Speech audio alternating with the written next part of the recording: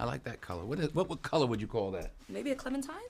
A clementine? Yeah. That's a color? Clementine orange. Oh, yeah. You say that like we should all know that. Oh yeah, clementine orange. I wear that all the time.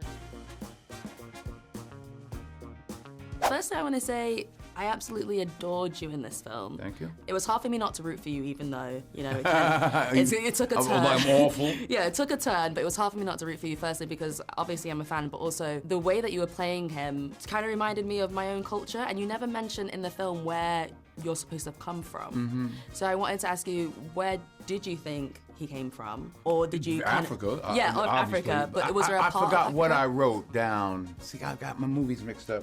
I'm working on a character now who was a slave in Mauritania. Okay. But, you know, what would now be called Southern Sahara? Okay. Yeah. Because when you were playing it and the way that you were adjusting your, I'm gonna call it a gown. Very African? Yes, it was very West African. Is that right? Very Yoruba. Like what countries? Tell me. Nigerian, Okay. Europe, and the way you adjust your agbada, like that's what it's called in Nigeria. The agbada? Agbada, yeah. And it was very Yoruba man to me. So I was like, maybe potentially it's come from West Africa.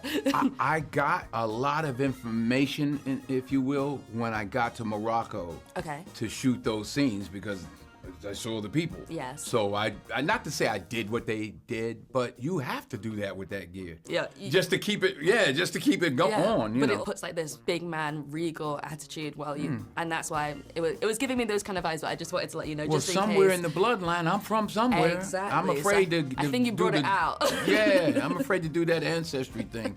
Find out I'm like 90% Irish or something. Right. 90%. Yeah, I mean, like I'll find out 10% Nigerian and 90% Irish. That would be a lot. When watching Macrinus, it reminded me of a Maya Angelou quote where it says, "You may not be in control of all the events that happen to you, but you can be in control of how you treat yourself within that." Macrinus was put into a circumstance that he had no control over, and he just wanted to make sure that he got the best out of it. So I wanted to ask you, what is the biggest thing that you could relate to with his character? None of that, because you shouldn't hurt other people to do it. Yes. So that's no excuse. By any means necessary is no excuse. I always say you never know what a person's going through and what was done to him or her. So that affects how they impose or what they impose on others. But I wouldn't give Denzel would not give him credit for its methods. Everyone knows you for your love of Shakespeare. Your first role was Coriolanus? Your first play was Coriolanus? You mean Shakespeare or Shakespeare. any play? Shakespeare. Shakespeare. Yeah. I think so, yes. I think so. Yes. Using that time, the Roman time within that, did you have any inspiration when playing this role? Looking back at that part then? Yeah. No, because I had like 2 lines, like, I come in, my lord, they're coming, my lord, they left, Yes. that, so. I was just thinking, like, did it take you back at all? Just the language, the way that people are speaking to a younger Denzel? I think more so Julius Caesar when I did that on Broadway. Yeah. That's like I'm going to Broadway now, and that was actually 20 years ago. That was 2005, and now 20 years later I'm doing Othello. I'm a wiser, more mature, and better equipped Shakespearean actor now than I was then, for sure. Of course. Every character that you have played through the years has taught me like a massive lesson. So Tell me one. Fencer is about forgiveness and the complexities of family. What about Flight? You see that one? The alcoholic? But maybe not to be an alcoholic. Okay. But go ahead, ask the question. I wanted to ask you, what is the biggest lesson that you've taken from any of the characters that you played? The wages of sin is death is the first thing that comes to mind. That's what I put on the cover of my script for training day. And there's no one thing. You play a role and you put it on the shelf. You don't look back, because there's that part now. Yeah. I'm looking at Othello. I'm talking about Gladiator because I'm being asked. Of course.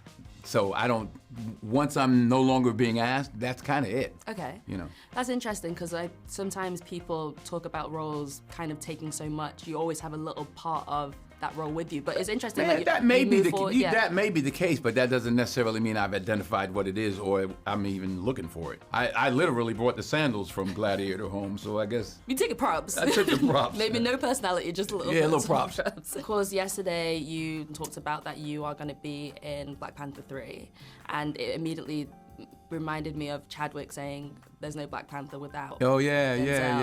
And I didn't announce anything. Somebody was asking. We were talking about things. Ryan came to me a couple of years ago. Now it's been, I don't know how long it's been, And, you know, I want to do something. What are you saying? Just say it. I want to kind of, you know, he was like, he's a sweetheart. I love it. He and his wife are friends of Pauletta and I. And I said, Ryan, whatever it is, I'll do it. You write it, I'll do it. So that's where we're at. I don't know what it is. I don't know how big it is or whatever. Whatever he writes, I'll be in it. And with that, also, we talked about, you know, the rest of the projects, and then you're going to go into retirement. But I was thinking... I didn't say I was going to go into retirement. I said that it has to be a level of interest to me. I'm more interested in getting behind the camera. Okay. So that's about 5 years out. And I may have used the word retire, but I look at life in 3 sections. Okay. You learn, you earn, and you return. I'm in the return part of life. It's also informed by, and even the interview that I did has been informed since by me going on tour for 3 weeks with my sons and my daughters. And I really see, and now going on tour with Paul and Fred, they're taking over. You know, that I'm not retiring. It's not like, okay, on June 5th, that's it. Yeah. But to think I'm gonna run as far as they are or as you are, I'd be a fool. And I think that's the ego that thinks that, oh yeah, I can do it. No, you can't. No, you can't. Your stunt man is doing it now, you know. Yeah. So I'm less interested in running and jumping. You let Paul and John David run and jump, you know, and to think, oh, I can still do it, that you're a fool. And I don't want to be foolish. And the challenges have to be great for me. You know, there's nothing left for me to do unless it's extremely challenging. You know, Othello is challenging. Whatever Steve McQueen's going to come up with, what Ryan's going to come up with, those are challenges that I want to meet and see what I got. Ridley Scott was a great challenge. He's one of the greatest filmmakers I've ever worked with. What you're saying, complimenting me, is a testament to his greatness. Well, I'm excited to see the next challenge. And I want I'm going to say tangerine again. Chamomile, what'd you say? Clementine. Clementine. And I want a clementine shirt. I want to retire in a clementine gown I'll with try sandals. And get one in. You get me one? I'll try and get you one. Thank you. So nice to meet you.